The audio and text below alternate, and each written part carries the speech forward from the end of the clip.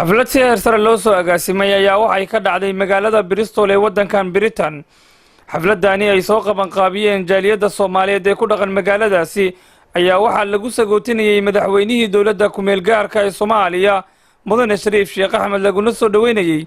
madaxweynaha Jamhuuriyadda Soomaaliya Professor Xasan Sheekh Maxamuud oo dhawaan baarlamaanka Soomaaliya u doorteen inuu madaxweyne ka noqdo gayiga Soomaaliya. munaasabadda ayaa waxaa ka hadlay siyaasiyiin culimaadudiin aqoon-yahano haween iyo waxgarad kale waxayna ku soo hadal qaadeen xaaladda magaalada Muqdisho haatan sida ay marayso waxayna sheegeen madaxweynihii dowladda Soomaaliya Mudane Shariif Sheekh Axmed in wax la taabo karo ka qabtay xaaladda ammaanka isla markaana suurto galiyay in magaalada Muqdisho ay ka dhacdo doorashada gudoomiyaha baarlamaanka iyo waliba tan madaxweynaha. intii munaasabada socotay waxaa qadka telefoonka kaga qayb qaatay gudoomiyaha baarlamaanka Soomaaliya Professor Maxamed Cismaan Jawaari waxaana xusay in qurba joogta looga baahan yahay inay dib u dhis ku sameeyaan dhulkooda hooyo.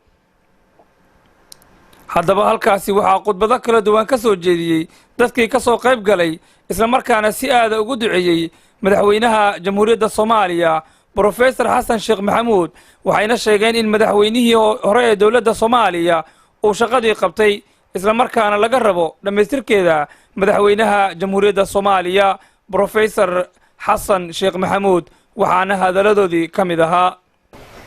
mar labaad aniga ku hadlaya magaca guddiga qabanqaabada waxaan u hambaleynayaa madaxweynaha iyo gudoomiyaha baarlamaanka Jamhuuriyadda Federaalka Soomaaliya. waxaan rabaa inaan u hambaleeyo madaxweynaha cusub ee Jamhuuriyadda Federaalka Soomaaliya Dr.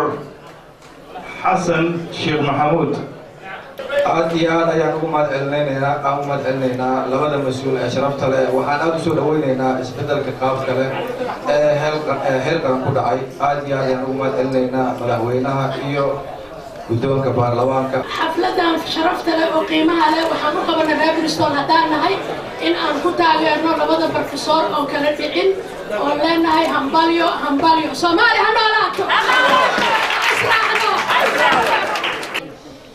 sharaf weyn bay ii tahay inaan ano odayaasha Bristol ka mid ah xafladan aan nasiib u yeesho inaan caawa ka soo qayb galo xafladan oo lagu taageerayo isbedelkii cusbaa ee dalkeen Soomaaliya ka dhacay gaar ahaan madaxweyne Dr. Xasan Sheekh Maxamuud iyo Dr. Maxamed Sheekh Cismaan Jawaari iyo xildhibaanada golaha shacabka qaranka iyo madaxweynihii hore ee xilkiisu soo dhamaaday. maxaa horta markas dushan ka hadalna dawlad hal dhiso qof fiican hal keeno madaxweyne aqoon leh PhD meesha doonaba ka yimaado ay waxa doonaa mid wax garanaya alxamdulillah waxay dhan way fiican yihiin laakiin hal qof wax ma bedeli karo shacab baa loo baahan yahay oo dalkooda jecel oo wax samaysan kara oo dawlad riixi karta dawlad weligeed isba riixda way ku maalsi quruxda badan lagu sagootinayo madaxweynihii hore Sheekh Shariif Sheekh Axmed laguna soo dhaweynayo xukuumadda cusub ka dhalatay Soomaaliya. madaxweyne Soomaaliya waxa yimid doctore corona heno dalkanu hagaaji federaalka ah ee Soomaaliya Mudane Xasan Sheekh Maxamuud iyo gudoomiyaha baarlamaanka Mudane Maxamed Cismaan Jawaari. Soomaaliyeed Dr. Xasan Sheekh Maxamuud iyo Dr. Maxamed Sheekh Cismaan ma jeclina hadallo badan sheego sidaa awgeed waxaan dhalinyarada leeyahay dalku wuxuu u baahan yahay waa idinka inaad wax u barataan kuna laabataan. Bristol magacooda anoo ku hadlaayo taageero weyn aan la soo koobi karin ayaa caawa halkan iskugu nimiday Bristol rag iyo dumar waxaan niyad wanaagsan oo kalsooni leh aan diyaar ula nahay dawladda inaan garab istaagno. waa xaflad weyn waa xaflad taageero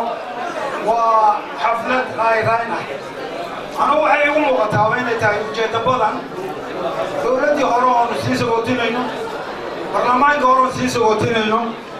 midka cusub baarlamaanka cusub iyo madaxweynaha cusub وأنا صوت وين أنا ودان رجع بوسينا هاي ونقدر تاجنا وايو ولا لا حياتي ما له ما كلا حاجة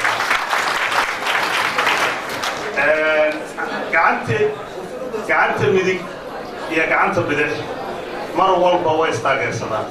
waxaan rabaa kaliya aniga inaan kaga mahad celiyo xafladan quruxda badan leh ee ka dhacday magaalada Bristol oo lagu taageerayay madaxweynaha Soomaaliya mudane Xasan Sheekh Maxamuud iyo gudoomiyaha baarlamaanka mudane Maxamed Cusmaan Jawaari tan iyo markii magaalada Muqdisho lagu doortay madaxweynaha dalka Soomaaliya mudane Professor Xasan Sheekh Maxamuud ayaa waxa ka dhacay dunida dacladeeda munaasabada lagu taageerayo isla markaana loogu hambalyeeyo Maxamed Cabdi Cali wararka Royal Bristol